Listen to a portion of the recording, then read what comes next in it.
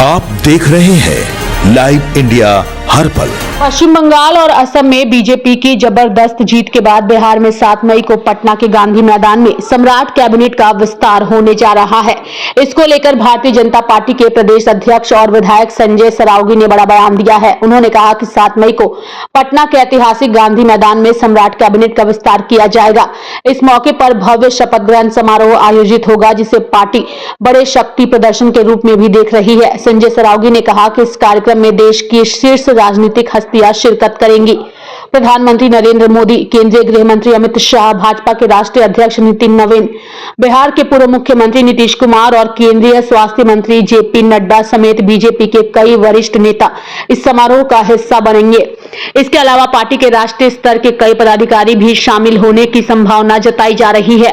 Party ने airport से लेकर गांधी मैदान तक झंडा बैनर लगाने का निर्णय लिया है। पटना महानगर इकाई और शहर के सभी विधायक को इस काम में लगाया गया है। पटना के डीएम और एसएसपी भाजपा कार्यालय पहुंचे। प्रधानमंत्री नरेंद्र मोदी के पटना आगमन की संभावनाओं के बीच सुरक्षा और प्रशासनिक तैयारियां तेज हो गई है। इसी सिलसिले में पटना के जिलाधिकारी और एसएसपी ने भाजपा कार्यालय पहुंचकर सुरक्षा व्यवस्था का जायजा लिया। अधिकारियों ने प्रदेश भाजपा अध्यक्ष संजय सरावगी से मुलाकात कर पीएम के प्रस्तावित कार्यक्रमों और कार्यालय में होने वाली बैठक की तैयारी पर चर्चा की। सुरक्षा के मद्देनजर भाजपा कार्यालय और उसके आसपास कड़े प्रबंध किए जा रहे हैं। 7 मई को मंत्रिमंडल का सम्राट चौधरी जी के मंत्रिमंडल का विस्तार गांधी मैदान में होगा। इसमें देश के माननीय प्रधानमंत्री नरेंद्र मोदी जी, हमारे राष्ट्रीय अध्यक्ष नितिन नवीन जी, आदरणीय गृह मंत्री अमित शाह जी, पूर्व राष्ट्रीय अध्यक्ष और स्वास्थ्य मंत्री आदरणीय जेपी नड्डा जी और एनडीए के सभी बिहार के जितने केंद्रीय मंत्री हैं, पूर्व मुख्यमंत्री नीतीश कुमार जी, चिराग पासवान जी, जीतन राम मांझी जी, गिरिराज जी, ललन बाबू समेत सभी एनडीए के नेता भाग लेंगे। और बंगाल में प्रचंड बहुमत से जीत के बाद प्रथम आगमन माननीय प्रधानमंत्री जी का हो रहा है। बड़ी तैयारी उनके स्वागत की जा रही है। यदि सरकारी कार्यक्रम है, लेकिन भारतीय जनता पार्टी भी बड़ी तैयारी कर रही है उनके स्वागत से किया जाए, इसी पर केवल चर्चा हुई।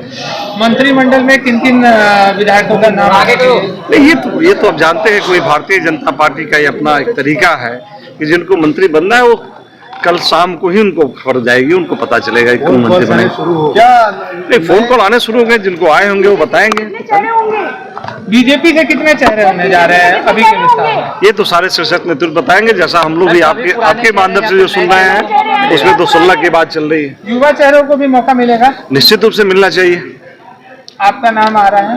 पता नहीं, मुझे नहीं पता। जब कॉल आएंगे तो जरूर आपको खबर कर दूंगा। के सबसे लोकप्रिय नेता भारत के माननीय प्रधानमंत्री नरेंद्र मोदी जी 7 तारीख को आ रहे हैं। एयरपोर्ट से लेकर गांधी मैदान तक पूरी जश्न के साथ आम जनता कार्यकर्ता उनके स्वागत के लिए खड़े दिखाई देंगे। और माननीय प्रधानमंत्री जी कहे हैं कि बंगाल की रास्ता बिहार होकर ही जाती है। और माननीय प्रधानमंत्री जी, अपने माननीय राष्ट्रीय अध्यक्ष जी, अपने माननीय गृह मंत्री जी आ रहे हैं बिहार।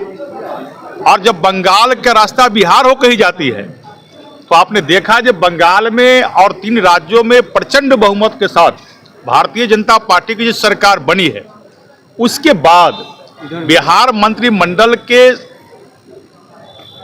गठन के दिन वह गांधी मैदान में स्वयं आ रहे हैं। तो पूरी भव्यता के साथ लाखों की संख्या में एयरपोर्ट से लेकर और पटना एयरपोर्ट से लेकर गांधी मैदान तक आम जनता और लाखों की संख्या में कार्यकर्ता स्वागत के लिए, अभिनंदन के लिए खड़ा दिखाई देगा। अध्यक्ष जी, अपने माननीय गृह मंत्री जी आ रहे हैं बिहार।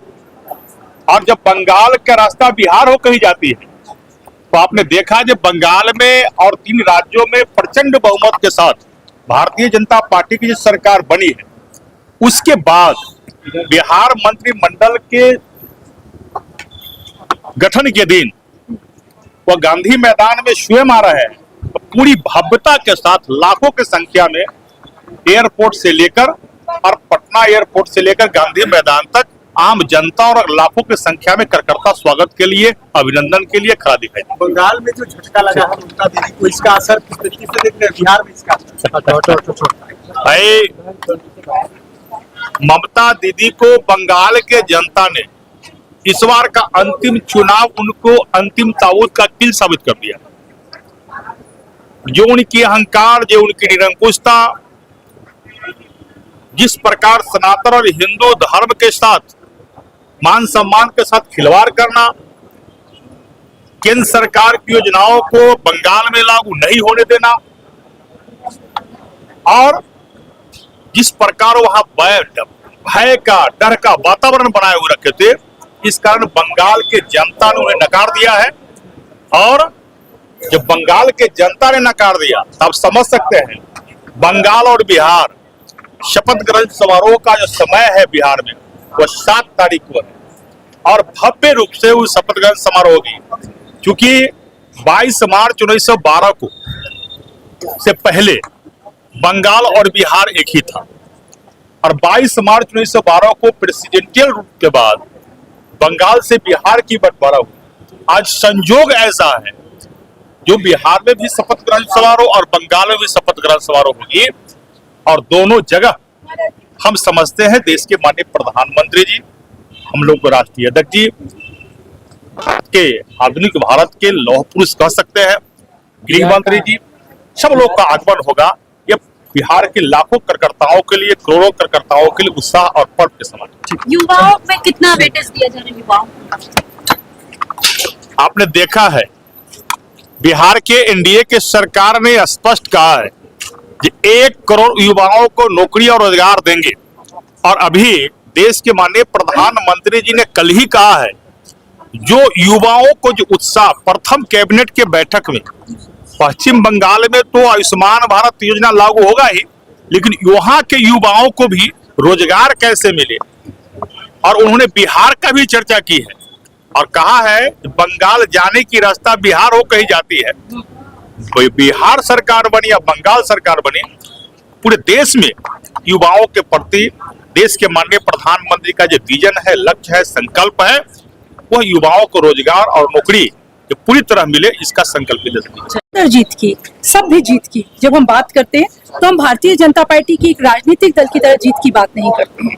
हम बात करते हैं उस जीत की जब सनातन का उद्घोष होता है, हम बात करते हैं उस मानवता की जब मानवता का शंखनाद होता है, नक्सलवादियों के ऊपर जब विजय होती है। हम जीत की बात करते हैं अपने देश की अस्मिता की, देश की सरहदों की, जब ममता बनर्जी ये भूल जाती है कि वो एक स्त्री है और बांग्लादेश के घुसपैठियों को बिल्कुल सीना ठोक के वो कहती है कि घुसपैठियों के लिए जगह है उस बंगाल में। और फिर जब वहाँ का भद्रजन, बंगाल का भद्रजन, बहुत भद्र वहाँ के लोग हैं, और जब वो खड़े होते हैं तो बताते हैं कि जब आप अति करेंगे ममता बनर्जी तो हम ये भूल जाएंगे कि आप हमारी माँ है, बहन है। बंगाल की जनता ने ममता बनर्जी को अपनी माँ और बहन की तरह हमेशा उनका साथ दिया, परंतु ममता बनर्जी ने एक वोटों के तुष्टीकरण के लिए दूसरा पाकिस्तान बनाने में और बांग्लादेश बनाने में बंगाल को कोई कसर नहीं छोड़ी। ये श्यामा प्रसाद मुखर्जी की आत्मा को एक श्रद्धांजलि है भारतीय जनता पार्टी की। आदरणीय नरेंद्र मोदी जी के नेतृत्व में, उनके समुचित विकास के नेतृत्व में, आदरणीय नितिन नवीन जी हमारे राष्ट्रीय अध्यक्ष जी के नेतृत्व में, हमारे संगठन के हजारों कार्यकर्ता ने वहां जाकर लगत सतत कार्यक्रम किया।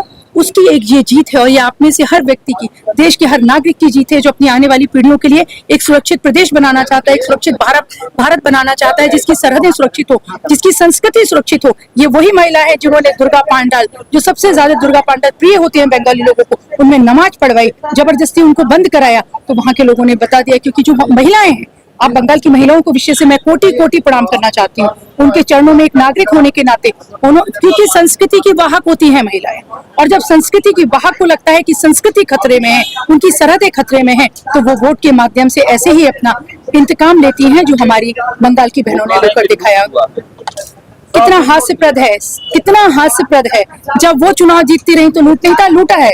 आदरणीय नरेंद्र मोदी जी ने वहाँ के लोगों के हृदय को लूटा है। आदरणीय नितिन नवीन जी ने, राष्ट्रीय अध्यक्ष जी ने संगठन कार्यकर्ता के लोगों को मारा जा रहा था। वो मारने की जो झूठा प्लास्टर लपेट के आने वाली महिला के पास उस मारने की कोई क्लिप नहीं है, इससे कोई आश्चर्यजनक बात नहीं हो सकती। वो इससे ज्यादा भी कुछ कह सकती है, क्योंकि ममता बनर्जी है जिनकी रग रग में ड्रामा है, तो इसलिए वो इससे ज्यादा भी कुछ कह सकती है, तो आश्चर्यचकित होने की बात नहीं है। काउंटिंग में धांधली हुई है तो उनके टीएमसी के गुंडे जो सरेआम किसी भी सभ्य व्यक्ति का कत्ल कर देते थे, जब काउंटिंग में धांधली हो रही थी तब वो क्या कर रही थी? काउंटिंग में धांधली नहीं हुई है।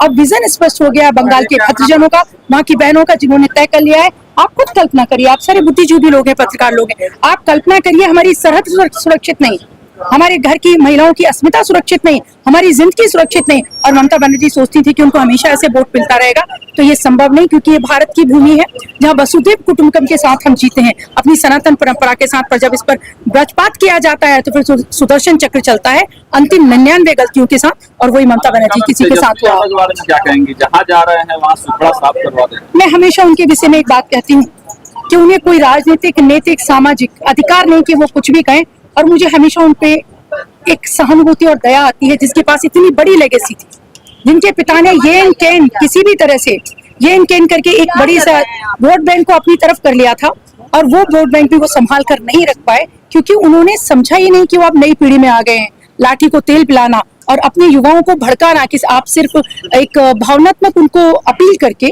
उनको, मैं कहना चाहती हूँ कि उनको भटकाया उन्होंने अपने जाति के लोगों को। और वो सबसे ज्यादा अपराधी अगर उनकी जाति का कोई है तो तेजस्वी यादव खुद हैं, जो खुद सेटल है, उनका पूरा परिवार सेटल है, उनकी पत्नी के मायके के लोग भी सेटल हैं, परंतु उनकी जाति के युवा भटकते रहते हैं, हिंसा करते हुए, झगड़ा करते हुए, जो बहुत ही भावना से भरे हुए लोग हैं। वैसी जाति के लोग जो भावना से भरे हुए लोग हैं। मंडल में आपके नाम की चर्चा हो रही है। देखिए, कोई भी कार्यकर्ता किसी भी कार्यकर्ता को कभी भी पार्टी देखती रहती है और उसको कभी भी कोई दायित्व दे सकती है। मुझसे भी बहुत सीनियर लोग हैं जिन्हें मुझे लगता है कि अभी दिया जाना चाहिए। मेरी अभी सीखने की उम्र है, तो मैं भी सीख रही हूँ कार्यकर्ता की तरह। बिहार में भी बेटियों की सुरक्षा बड़ा सवाल बन गई, रोज घटनाएं हो रही। जो भी घटना होगी, आप देख रहे हैं कि अगर घटना हो रही है तो तुरंत उन पे पूरी तरह से नो टॉलरेंस की नीति है। अपने आदरणीय सम्राट चौधरी जी को भी सुना कि अगर जो भी महिलाओं के साथ कुछ होगा तो उसको तत्काल उसकी सजा दी जाएगी। और आप लोग बुद्धिजीवी पत्रकार लोग हैं, मैं चाहती हूँ इसमें आप सब भी एक सरकार के साथ मिलकर एक सकारात्मक भूमिका निभाइए। और अगर आपको लगता है कि जो भी दोषी है तो एक सनसनी की जगह बहुत गंभीरता से, बहुत संवेदनशीलता से जो भी अपराधी है उसके विषय में आप सरकार को सूचना मुहैया कराइए। मैं भी आपके समक्ष खड़ी हुई हूँ। मान के चलिए कि हम एक बहुत सुंदर, भव्य और भव्यता से भरा हुआ, सुंदरता से और संतोष से भरे हुए बिहार का निर्माण करेंगे। धन्यवाद। ममता दीदी को बंगाल के जनता ने इस बार का अंतिम चुनाव उनको अंतिम ताबूत का किल साबित कर दिया है। जो उनकी अहंकार, जो उनकी निरंकुशता,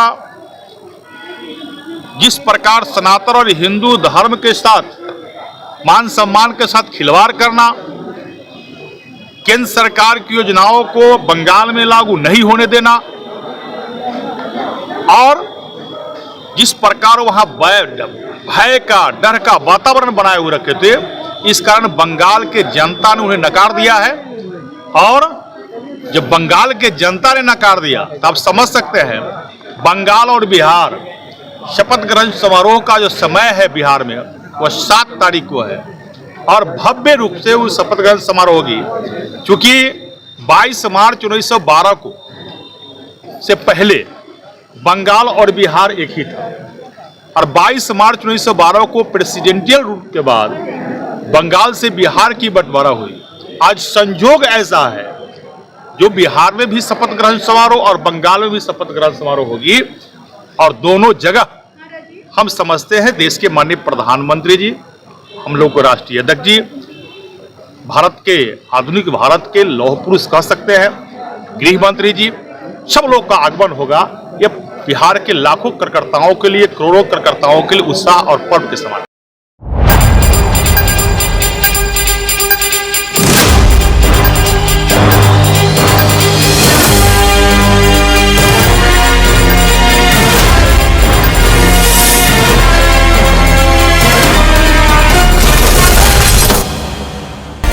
आप देख रहे हैं लाइव इंडिया हर पल।